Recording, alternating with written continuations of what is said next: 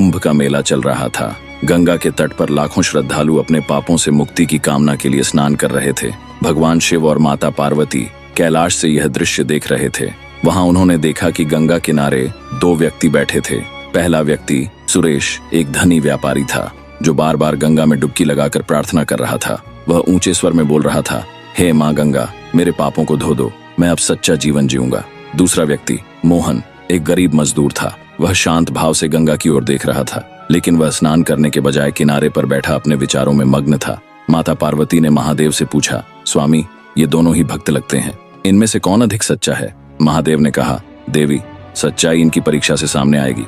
दोनों ने साधु का भेष बनाया और व्यापारी सुरेश के पास जाकर कहा, भाई, तुम इतने बड़े व्यापारी हो, क्या तुम इस गरीब किसान की मदद कर सकते हो? ये यहाँ तक चलकर आया है, लेकिन इसके पास भोजन तक नहीं है। सुरेश ने थोड़ा असहज होकर कहा, साधु महाराज, मैं गंगा माँ की पूजा करने आया हूँ, गरीबों की मदद करने के लिए मेरे नौकर हैं।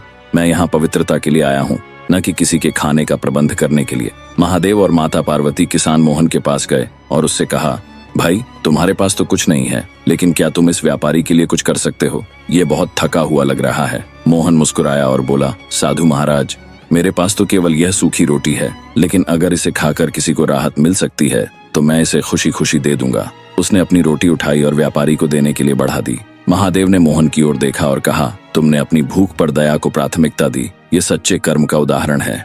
इसके बाद उन्होंने अपने असली रूप में आ गए और सुरेश को समझाया, तुम्हारे पास सब कुछ होते हुए भी तुमने दूसरों की मदद करने से मना कर दिया। तुम्हारी पूजा तब तक अधूरी है जब तक तुम्हारे कर्म सही नहीं है।